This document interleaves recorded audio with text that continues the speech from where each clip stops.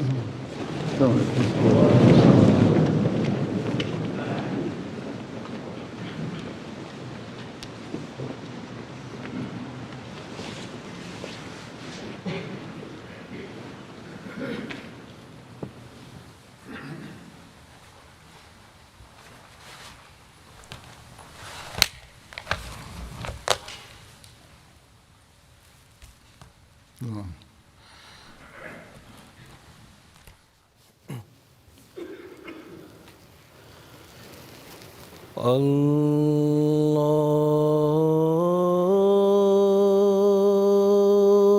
أكبر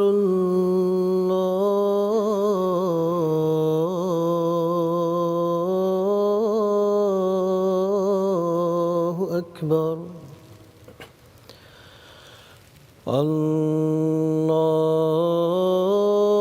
الله أكبر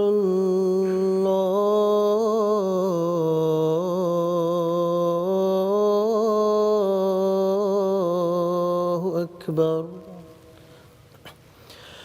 أشهد أن لا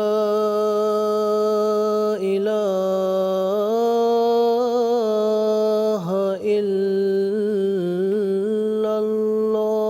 الله أشهد أن لا إله إلا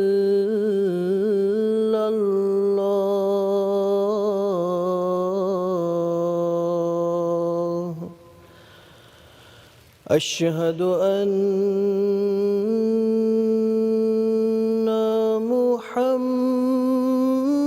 محمدًا رسول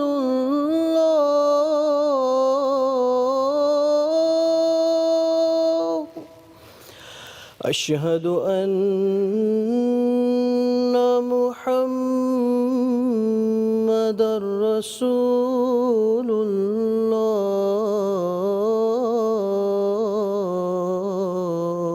الله حي على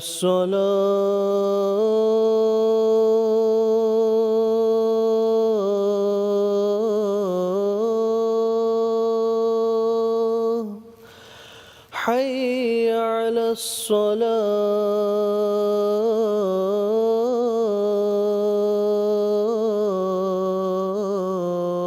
الصلاة حي على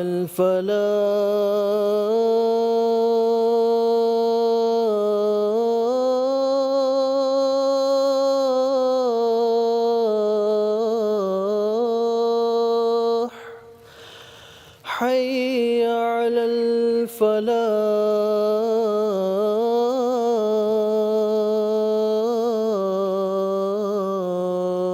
الفلاح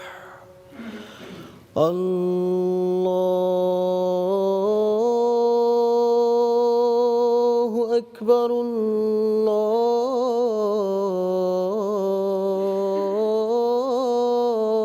الله أكبر لا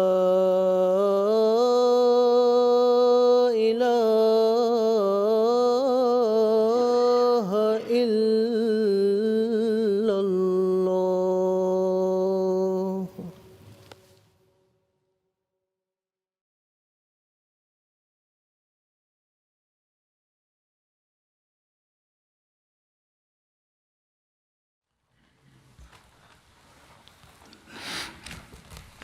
السلام عليكم ورحمة الله.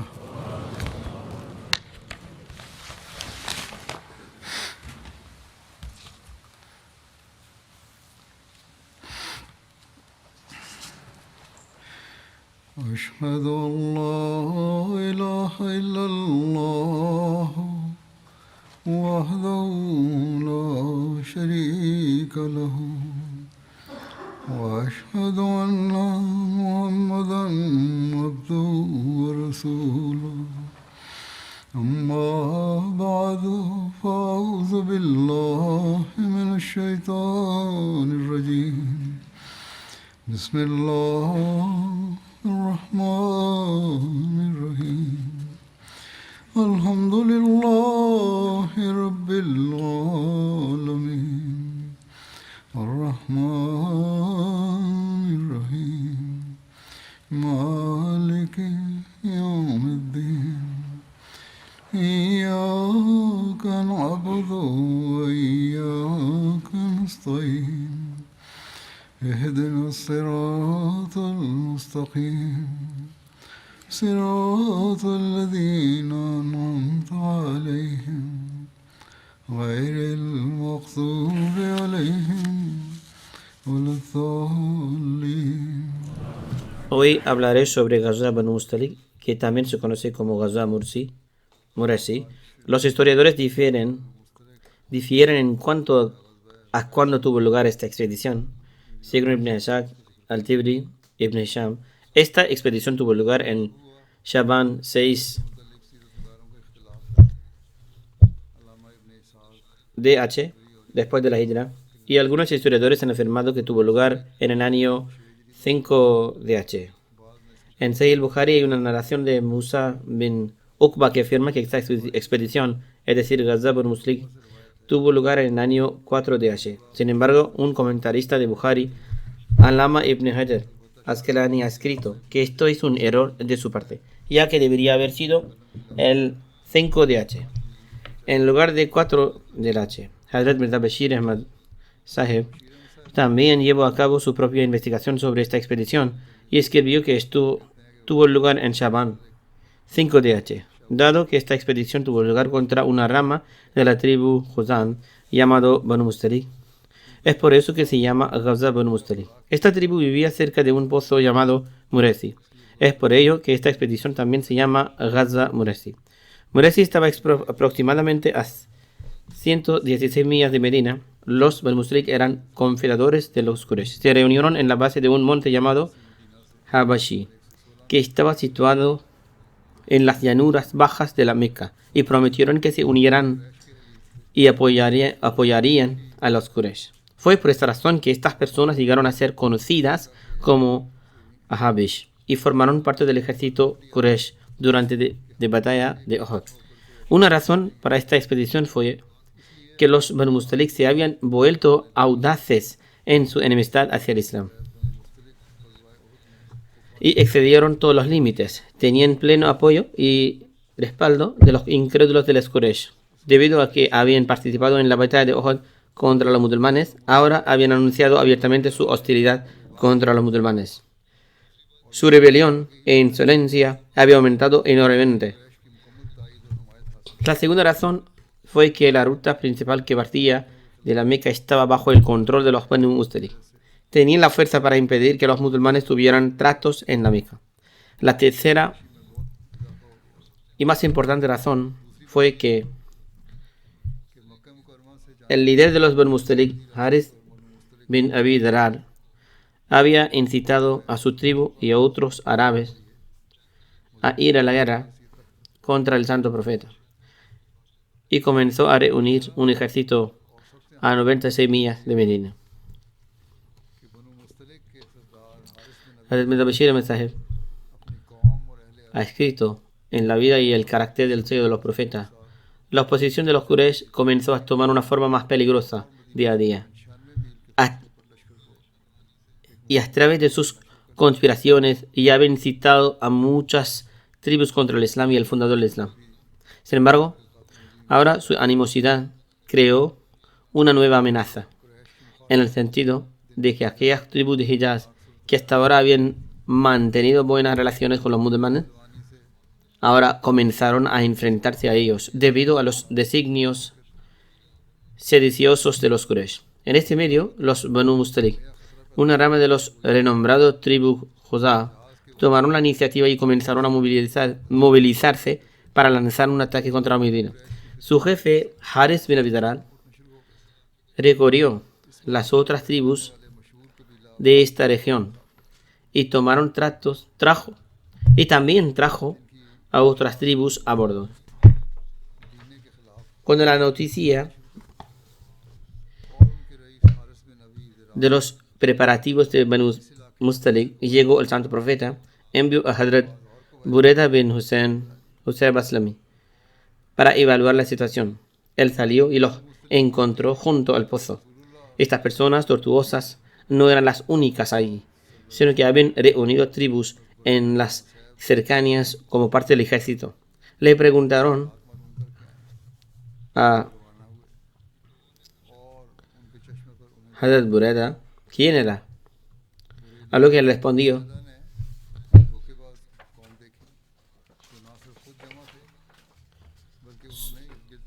soy entre vosotros, vine aquí al enterarme de este ejército. A través de este tacto pudo evaluar completamente todos sus preparativos de guerra y regresar para informar al santo profeta. El santo profeta reunió a los musulmanes y les informó sobre el enemigo. El ejército islámico se movilizó rápidamente y partió.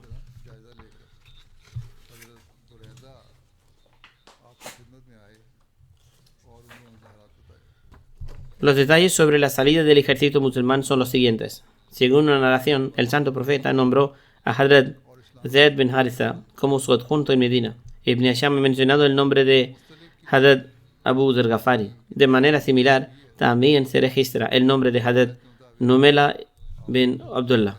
No obstante, este ejército partió. El ejército musulmán estaba formado por 700 hombres. El santo profeta partió con el ejército musulmán de Medina el lunes 2 de Shaban, 5 de H, y se dirigió hacia Banu Mustalik. En Ghazwa Muraysi, Hazrat Masud bin Hunayda fue el guía en el camino. En esta expedición los musulmanes tenían un total de 30 caballos, de los cuales los muhajirin tenían 10. El santo profeta tenía 2 caballos, Lizad y Daru.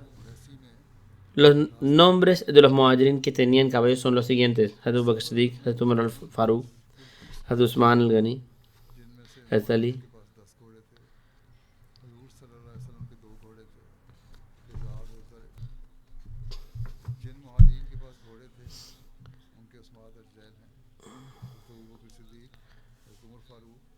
Hazrat Abdurrahman bin Auf, Hazrat Talha, Abdullah, Hazrat Muqda. De entre los Ansar habían 20 compañeros que formaban parte de la unidad de caballería.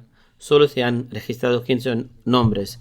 Entre ellos se encuentran Hazrat Sa'd bin Mu'adh, Hazrat Usayd bin Huzair, Hazrat Abu Abs bin Jabr, Hazrat Qatada bin Numan, Hazrat Awan bin Seda, Hazrat Awa bin Adi, Hazrat Sa'd Zaid Ashai, Hazrat Haris bin Hamza, Hazrat Muaz bin Jabal, Hazrat Abu Qatada, Hazrat Ubay bin Kab, Hazrat Ubay bin al-Munzir, Hazrat Ziyad bin Labid, Hazrat Farwa bin Amr, Hazrat Muaz bin Rifa bin Rafi.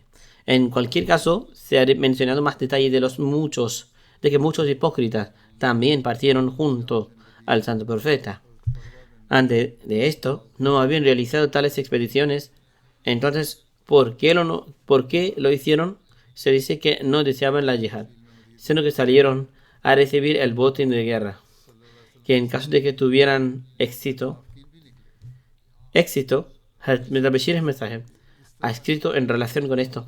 Cuando el santo profeta recibió noticias de esto, como acto de preocupación, el santo profeta envió a un compañero llamado Bureda bin Husayb hacia los Banu Mustalik para reunir información y lo instó a regresar rápidamente con conocimiento de la situación. Informarnos de lo que realmente está pasando. Cuando llegó Bureda, descubrió que de hecho había una reunión muy grande y se estaban realizando preparativos para actuar en Medina con gran vehemencia y alboroto. Regresó de inmediato y transmitió sus hallazgos al santo profeta. Según su costumbre, como medida preventiva, el santo profeta instó a sus compañeros a partir hacia las viviendas de Banu Mustalik. En lugar de que ellos atacaran primero, les ordenó a los musulmanes que avanzaran delante de ellos. Muchos compañeros se prepararon para salir. De hecho, también partió un gran grupo de hipócritas que antes de esto nunca habían aparecido en tal número. El santo profeta dejó atrás a Abu Ghafari, o considerando varias narraciones a Hazrat a Zaid bin Harisa como el emir de Medina y partió en nombre de Allah desde Medina en Shaban. 5 Había solo 30 caballos en el ejército, aunque los camellos estaban disponibles en mayor número. Los musulmanes viajaban por turnos en estos caballos y camellos. Hazrat Bashir el mensaje escribe además: durante el transcurso de este viaje, los musulmanes encontraron a un espía de los incrédulos que fue llevado cautivo y presentado al santo profeta. Después de interrogarlo, cuando se lo aseguró al santo profeta que era un espía, el santo profeta intentó sondearlo para obtener información relevante para los incrédulos. El santo profeta intentó sondearlo para información relevante para los incrédulos, pero él se negó. Además, dado que su actitud era sospechosa, de acuerdo con el derecho consuetudinario de la guerra, según las reglas de la guerra, en ese momento Hazrat Umar lo ejecutó. Después de esto, el ejército musulmán siguió avanzando. Cuando los Banu Mustalik se enteraron de la inminente llegada de los musulmanes y recibieron la noticia de que su espía había sido asesinado, sintieron mucho miedo. Su intención real era atacar de alguna manera Medina inesperadamente, pero debido a la atención del santo profeta, ahora las tornas habían cambiado. Quedaron inmensamente atónitos, y las otras tribus que habían salido a unirse a ellos para apoyarlos se sintieron tan temerosos debido al poder de Dios que inmediatamente abandonaron su lado y regresaron a sus hogares. Sin embargo, en cuanto a los Banu Mustalik, los Quraysh los habían intoxicado tan profundamente con enemistad hacia los musulmanes que todavía no se abstuvieron de la guerra y permanecieron totalmente decididos a luchar contra el ejército musulmán con toda su fuerza. Cuando el santo profeta llegó a Muresi, se lo levantó una tienda de cuero de sus benditas esposas. Aisha lo había acompañado. Algunos historiadores han mencionado que Salama también lo acompañó con Aisha. Sin embargo, Alama ibn Hajar ha considerado débiles tales narraciones en las que se menciona que Salama las acompañó. Según él, las palabras de Aisha registradas en Sahih al-Bukhari son: es decir, mi suerte fue echada. De esto se puede concluir que fue solo Aisha quien fue a esta expedición junto al santo profeta de entre sus benditas esposas. ¿Cuáles fueron las consignas de los musulmanes durante esta expedición? Ibn Hisham ha escrito que el lema de los musulmanes el día de la expedición de Banu Mustalik fue, la traducción es: oh vosotros a quienes se os concede ayuda, traed la muerte. El acierto de utilizar un lema así era que no quedará ninguna ambigüedad que entre los musulmanes y los incrédulos, y que los musulmanes pudieran reconocerse unos a otros incluso en la oscuridad de la noche.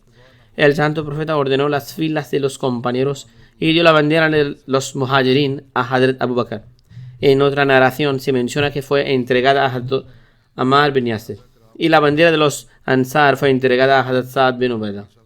El santo profeta ordenó a Hazrat Umar que anunciará entre la gente, es decir, que anunciará frente al ejército enemigo: oh pueblo, proclamad que no hay nadie digno de adoración excepto Allah, y proteged vuestras vidas y vuestras riquezas por medio de él. Hazrat Umar así lo hizo, pero los idólatras rechazaron esta llamada. Se produjo un intercambio de flechas durante algún tiempo. Alguien de entre los idólatras disparó su flecha primero. Luego los musulmanes dispararon sus flechas durante un rato. El santo profeta ordenó entonces a sus compañeros que atacaran. Atacaron al mismo tiempo sin que ningún idólatra pudiera huir. 10 de ellos murieron y el resto quedaron prisioneros. Encarceló a sus hombres, mujeres, niños y animales. Hazrat Bashir han escrito al respecto: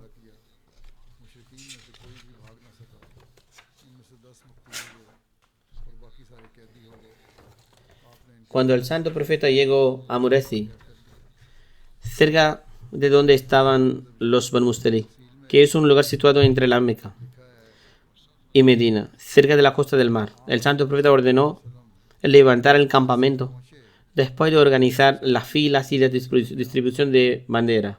El santo profeta instruyó a Hazrat Umar para que avanzara y anunciara a los Banu Mustalik, que incluso ahora sí se abstenían de su enemistad y se abstenían de su hostilidad hacia el Islam y aceptarán el gobierno del santo profeta, se les daría la paz. No se menciona que cambiarán de religión. Se les daría la paz si aceptaran el gobierno del santo profeta y los musulmanes regresarían.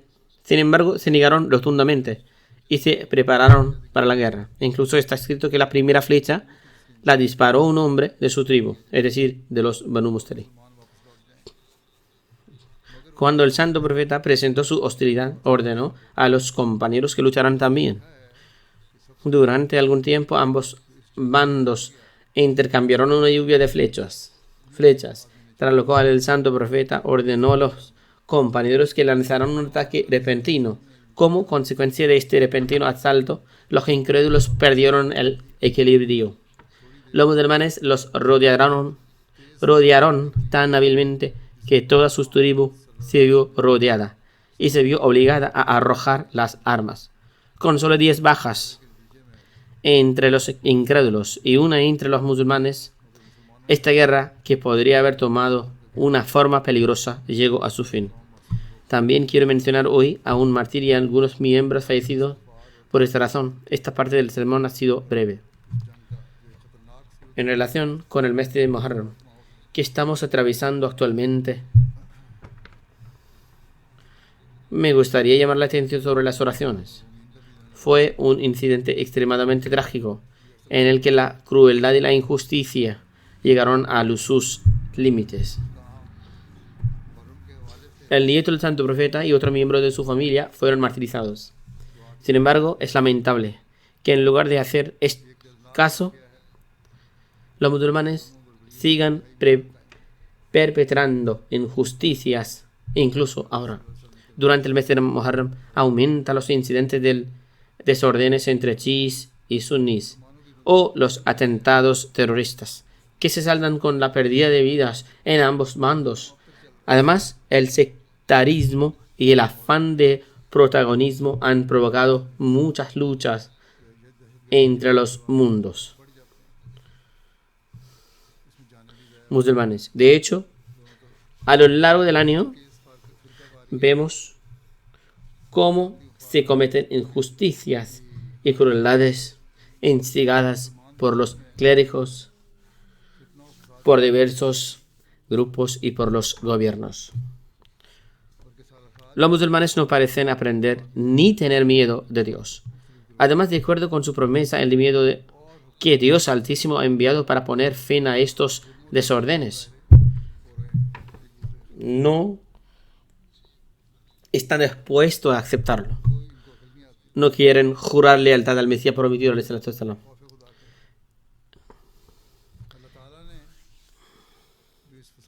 No quieren jurar lealtad al Mesías prometido. Él es el único medio de unir al mundo musulmán y quien puede poner fin al desorden. Los musulmanes podrán unirse y recuperar de nuevo su honor, y este es el único medio.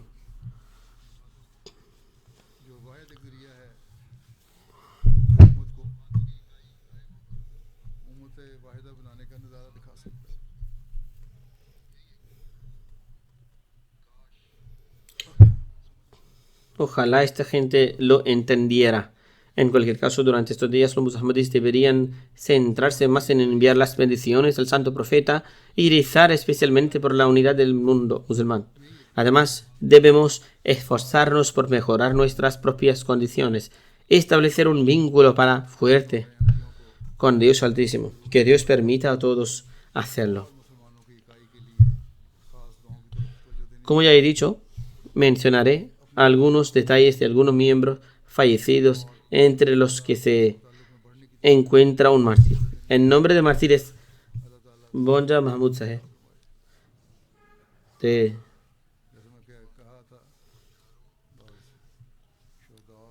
Tamandaro, Togo.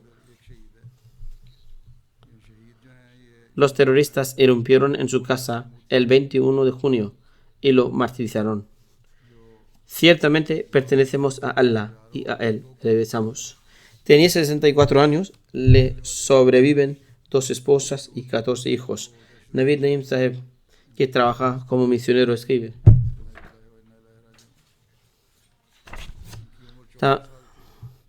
Tamanjaro es una comunidad situada cerca de la ciudad central de la región norte de Togo y está cerca de la frontera con Burkina Faso.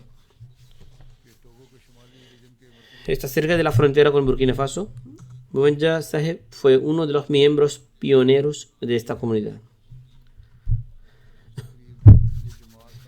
Trabajaba como agricultor y había construido un alojamiento temporal en el terreno, al que se trasladaba durante la estación de lluvias con sus familias. Durante la estación seca volvía al pueblo, que estaba bastante lejos, y durante la estación de lluvias regresaba a su granja.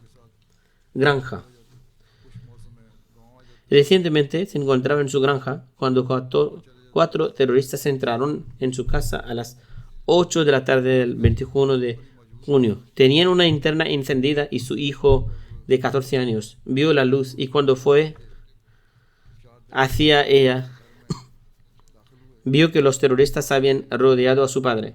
Se asustó y salió corriendo. A continuación los terroristas colocaron el arma.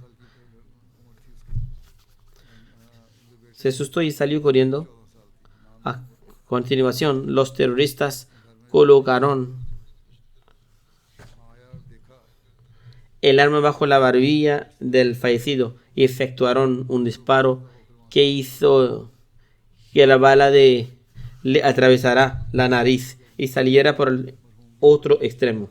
Falleció inmediatamente en el lugar de los hechos. Ciertamente a Allah pertenecemos y a Él regresamos. A continuación los terroristas abandonaron la casa y no causaron daño a ningún otro miembro de la familia.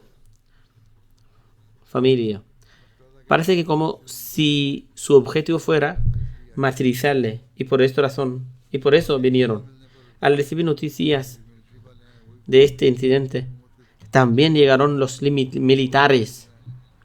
El gobierno tiene un control muy limitado y los terroristas se han apoderado de la mayor parte de la zona. Los militares se llevaron el cadáver y, tras hacer una evaluación de la zona y llevar a cabo una breve investigación, devolvieron el cuerpo a la familia.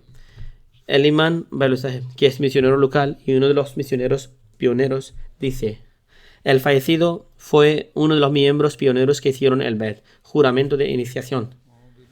Después de hacer el Bed, juramento de iniciación, ofrecía regularmente sus oraciones y asistía a todos los programas de la comunidad. También pagaba regularmente su chanda. Su misionero local, Jidama Tahir Saheb, dice: el fallecido hizo el Bed, juramento de iniciación, en 2007, y poco después comenzó el mes de Ramadán. Era la estación de las lluvias y se estaban haciendo de preparativos para acondicionar la tierra para el cultivo. Algunos de los aldeanos empezaron a burlarse de él, diciendo: ahora que te has convertido en musulmán, ¿cumplirás los ayunos o te dedicarás a las labores agrícolas?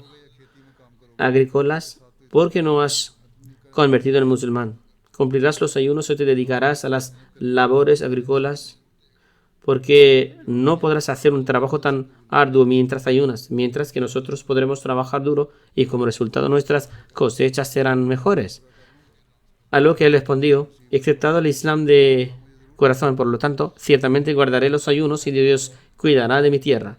Haré cualquier trabajo que pueda hacer y Dios ciertamente me concederá lo que me está destinado. Dios obró de la tal manera que la lluvia cesó y no llovió en todo el mes de Ramadán. Así pudo cumplir el ayuno cómodamente y al día siguiente de ir volvió a llover. De acuerdo con la forma de cultivar en esas zonas, los aldeanos salieron entonces todos y se dirigieron a sus granjas. Así Dios Altísimo también impidió trabajar a los que se burlaban de él y permitió a su siervo adorarle. 4 años después de la creación de la comunidad de allí, desde la sede Desde la sede se planificó la construcción de una mezquita. Los no musulmanes hicieron todo lo posible por decir que no era necesaria una mezquita y que podían rezar en la suya. Sin embargo, insistieron en que construirían su propia mezquita. Tras la construcción de la mezquita, cada vez que el mártir fallecido se encontraba en el pueblo, ofrecía regularmente las 5 oraciones en la mezquita.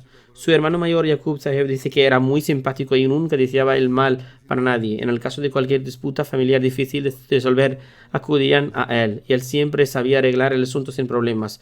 Que él eleve el rango del difunto y dar a sus hijos y sus descendientes la capacidad de seguir su buen ejemplo. Que él ponga fin al terrorismo en aquella zona y establezca la paz y seguridad. Algunos dicen que la raíz del problema es la lucha armada entre grupos de personas dentro del país.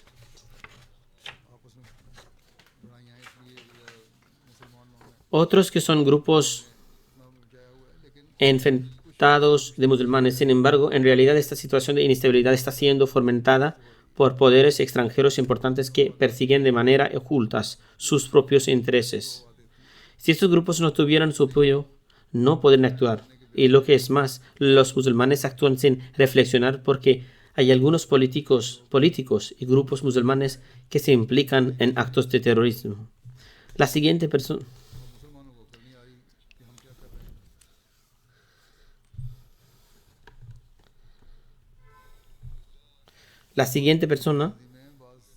de la que voy a hablar es Rashid Ahmed Saheb, que solía desempeñar el cargo de Mawin Nazir Murayama. Era el hijo de Nur Hasan Saheb. Falleció recientemente a la edad de 86 años. En verdad, a Allah pertenecemos y a Él volveremos. Nació en Qadian y fue Ahmadi desde su nacimiento. Su padre, Nur Hasan Saheb, fue la primera persona en su familia en tener la buena fortuna de hacerse miembro de la comunidad Ahmadiyya, haciendo el Bed durante los tiempos del segundo Khalifa. Rashid Saheb hizo su educación primaria en Qadian después de la fundación de Pakistán y de haber aprobado sus exámenes de matriculación, comenzó sus servicios para el Jamaat. Aunque se jubiló en 1998, volvió a su trabajo y siguió presentando sus servicios al Jamaat en la medida que le permitió su salud hasta 2021. En total, su servicio al Jamaat duró 65 años. Tenía un fin de características positivas. Siempre se aseguraba de terminar todas las tareas del día. Su lealtad hacia el Jamaat era ejemplar. No solo cumplía con sus deberes, sino que también respetaba siempre la confidencialidad. Era una persona que daba mucha importancia a la puntualidad. Fue miembro de la plan de Basir y pagaba siempre su chanda, asegurando que sus contribuciones se pagaban siempre dentro del plazo estipulado. E intentó participar en todas las iniciativas del Jamaat. Siempre trabajó con cariño a todos los miembros de su familia, ayudaba a los necesitados discretamente, quería mucho el Khilafat y mantenía un lazo fuerte con el Califa. Sirvió con lealtad ejemplar a 3 califas, desempeñaba sus deberes con modestia, trabajando desinteresadamente. Durante aquellos periodos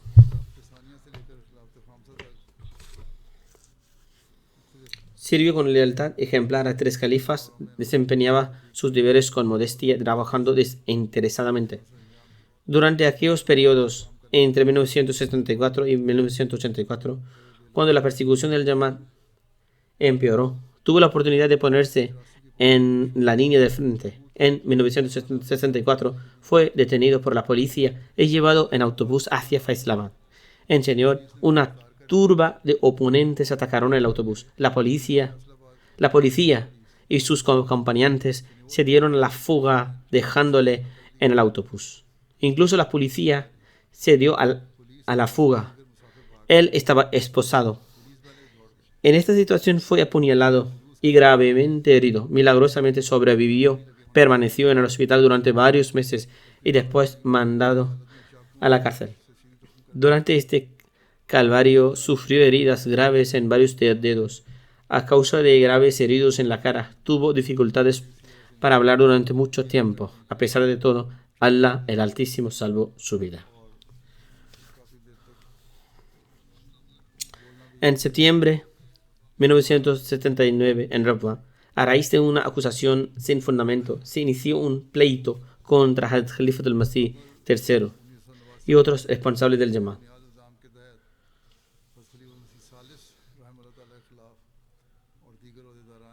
Él era uno de los implicados.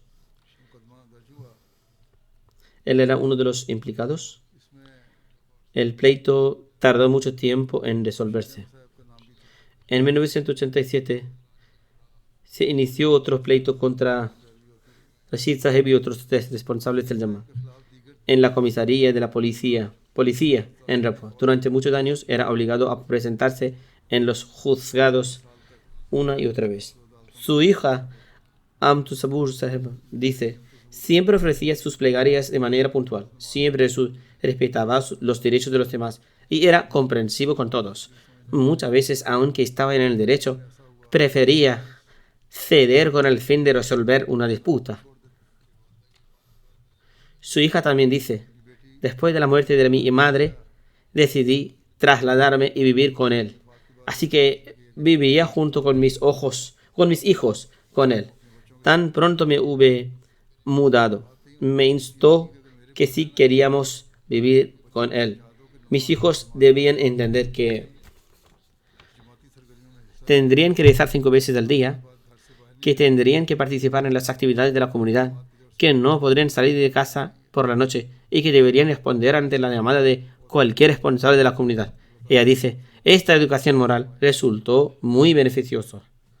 Que Allah conceda el perdón al difunto, que tenga misericordia con él, y que Allah dé la capacidad a sus hijos y descendencia de adquirir sus virtudes.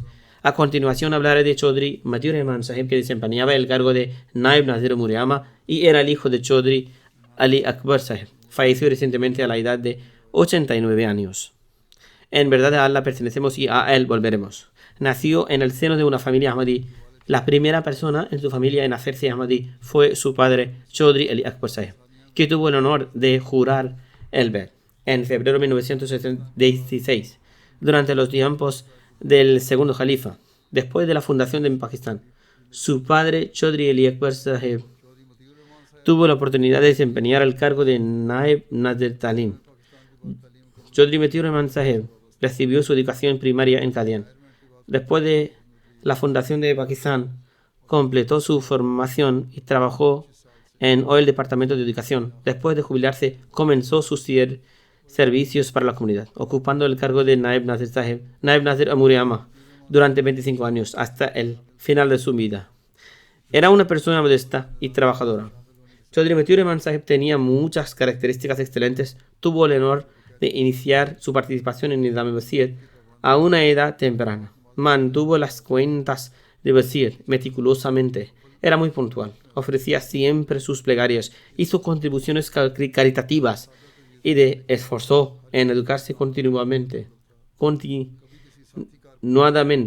Era una persona sencilla, bondadosa y simpática con todos. Si en alguna ocasión seguía una disputa entre él y un compañero de trabajo, él era siempre el primero en hacer una concesión con el fin de resolver el asunto. Siempre se esforzaban en terminar las tareas que le asignaban, sin demora.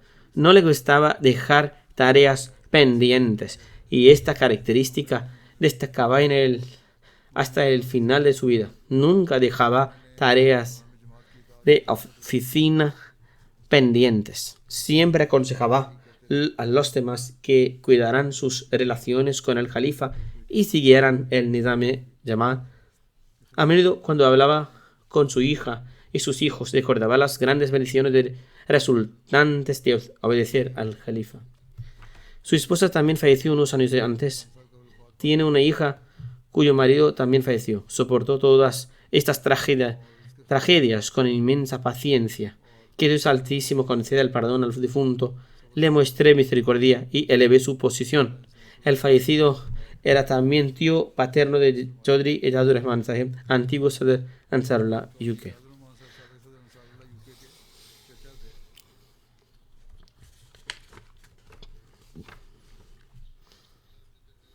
A continuación, hablaré de Manzur Begum Saheba, esposa del difunto Muhammad Ahmad Bhatti Saheb de Sargoda.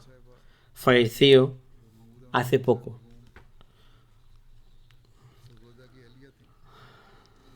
Pertenecemos a Dios y a Él volveremos. Era nuera de Hadrat Chaudhry Ghulam Hussain Saheb, compañero del Mesías prometido del Estado Islam. El Ahmadiyyat entró en su familia a través de sus tíos paternos, Chaudhry Ghulam Nabi Alvi Saheb y Chaudhry Ata Muhammad Alvi Saheb. Ambos ancianos juraron lealtad tras escuchar un debate en Chichabatni. Chaudhry Muhammad Abdullah Alvi Saheb, el padre del fallecido, aceptó el Ahmadiyyat en 1935, después de estudiarlo durante otros 3 años. Su difunto marido Muhammad Ahmad Bhatti y su hijo Tahir Muhammad Bhatti tuvieron el honor de ser encarcelados por la causa de Dios.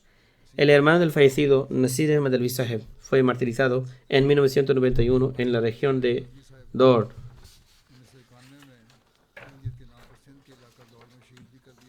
Sindh por ser Ahmadi. Era musia y le sobreviven sus 3 hijas y sus 7 hijos. Uno de sus hijos, Abed Mahmud Bhatti Saheb, es un consagrado de por vida y un misionero que ejerce como director de Jamia Ahmadiyya y Naib Amir en Tanzania. Debido a que se encontraba en acto de servicio, no pudo asistir al funeral de su madre. Qayyum Saheba, antiguo Sadr de Lajna en su zona, afirma: he tenido el honor de ejercer como Sadr de Lajna durante 15 años. Durante este tiempo he observado muchas de sus excelentes cualidades de la fallecida. Rezaba y ayunaba con regularidad. Si a las mujeres se les permitía venir a rezar a la mezquita, ella se aseguraba de asistir a las oraciones del viernes y se sentaba en la primera fila. Ahora hay restricciones que impiden a las mujeres ir a la mezquita, incluso para asistir a las oraciones del viernes o de Eid. Permanecen en sus casas, esperando inquietos a que mejoren las condiciones para poder ir a sus mezquitas. Reza también por ellos, para que Dios Altísimo conceda su misericordia al pueblo de Pakistán. Participó en todos los eventos durante el Ramadán, ofrecía regularmente la oración del Tahajjud, Tarawih, en la mezquita, junto a otras mujeres. Siempre vinculó a sus hijos y a sus nietos a la mezquita. Impartió una excelente formación moral a sus hijos. Siempre motivó a sus hijos para que sirvieran a la comunidad. Su hijo, Kesser Mahmud Bhatti Saheb, escribe, siempre ofrecía contribuciones financieras de su propia asignación. Ella ofreció sus contribuciones hacia vacía de sus ahorros. Insistimos en el que le ofreciéramos su contribución para que la hissa de edad, pero se negó en redondo diciendo: he hecho vasiyat por amor a Dios y es mi deber. Tenía un honor y una consideración especiales por su fe. En 1989, la comunidad de su pueblo atravesaba dificultades y los opositores del Al-Ahmadiyya intentaban quemar las casas de los Ahmadis y apoderarse de la mezquita. Ella les dijo a su marido y sus hijos: id a la mezquita, yo protegeré la casa por mi cuenta. Durante estos días, su padre, su marido y sus hijos fueron detenidos por la policía, pero ella no mostró ningún tipo de preocupación, sino que, según su hijo, se pasaba toda la noche llorando en oración: que Dios Altísimo permita a mi marido y a mis hijos permanecer firmes junto a la comunidad. Que Dios Altísimo le conceda el perdón y la misericordia y permita a sus hijos continuar el legado de sus virtudes.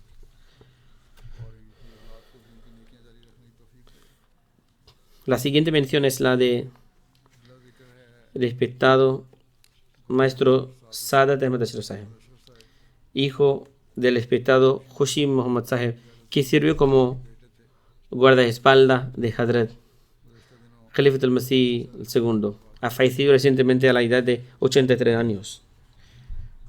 Le sobreviven su esposa, 3 hijos y 3 hijas. Uno de sus hijos es Usman Ahmad Taleh Saheb, misionero en Sierra Leona, que no pudo asistir al funeral de su padre por encontrarse en acto de servicio a la comunidad. Usman Saheb, un misionero escribe: mi padre era maestro de profesión.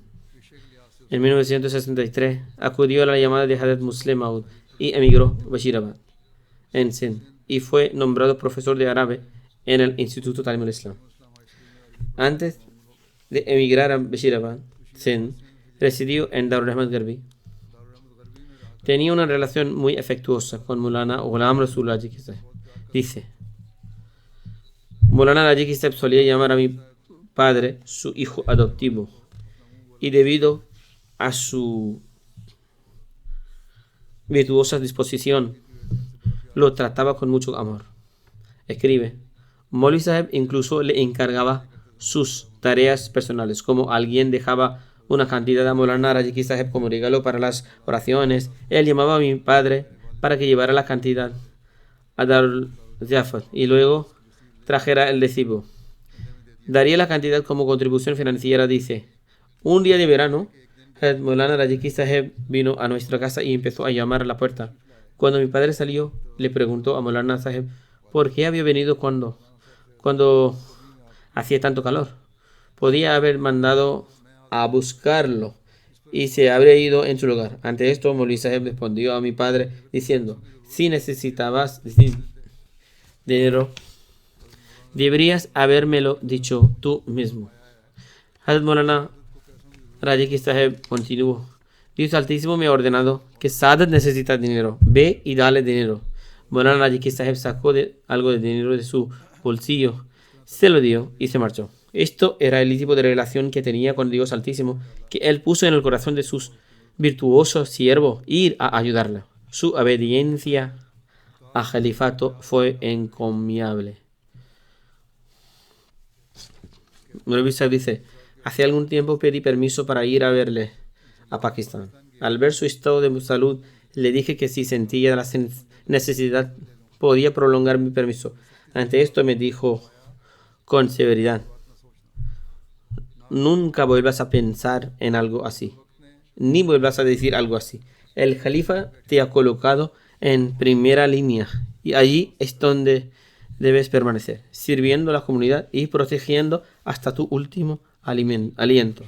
Siempre nos aconsejaba a los hermanos que siempre que viajáramos recitáramos continuamente Durud Sharif, invocación de salutaciones al profeta, así como recitar constantemente la oración. Hay un incidente relacionado por Mubashir Gondel Sahib que cuenta que cuando se presentaba a los exámenes de BE, el examen de árabe era muy difícil y aparecían ciertas preguntas que no formaban parte del curso. Dice: al cabo de un tiempo mi padre cogió una hoja más y siguió escribiendo. Seguía cogiendo sábanas de más. Sus compañeros le preguntaron que siquiera habían podido rellenar las hojas que les dieron con el examen. ¿Qué estabas escribiendo? Respondió: solo escribí lo que sabía. Después escribí las 70 coplas de la casida del Mesías prometido del Islam y Aina Faidillahi wal Irfani como medio de tabligh, al menos para quien las leyera. No sé si el examinador me aprobará, pero al menos leyendo estas coplas la persona sabrá que fueron escritas por un Ahmadi. O se preguntará quién escribió esas coplas y entonces investigará, y esto servirá para abrir caminos del tabligh. En cualquier caso, Dios Altísimo concedió sus bendiciones y mi padre fue una de las 3 únicas personas que aprobaron el examen. Dice: esto solo se debió a las bendiciones de Dios Altísimo y las bendiciones asociadas con la casida. A menudo ofrecía oraciones y ayunos voluntarios. Amaba el Sagrado Corán y le apasionaba recitarlo. Siempre le oíamos recitar ciertas partes del Sagrado Corán. Siempre le oíamos recitar la casida del Mesías prometido del Islam, y a menudo, mientras la recitaba, se le saltaban las lágrimas. Estudiaba los libros del Mesías prometido del Islam y relataba historias sobre los compañeros del Mesías prometido del Islam. Relataba especialmente a sus alumnos historias sobre el Ghulam Rasul Raji Sahib. Era un apasionado de Dios y siempre estaba dispuesto a servir. Siempre estuvo a la vanguardia de la participación de las los programas de la comunidad. Que Dios Altísimo le conceda perdón y misericordia, eleve su posición y permita a sus hijos continuar el legado de sus virtudes.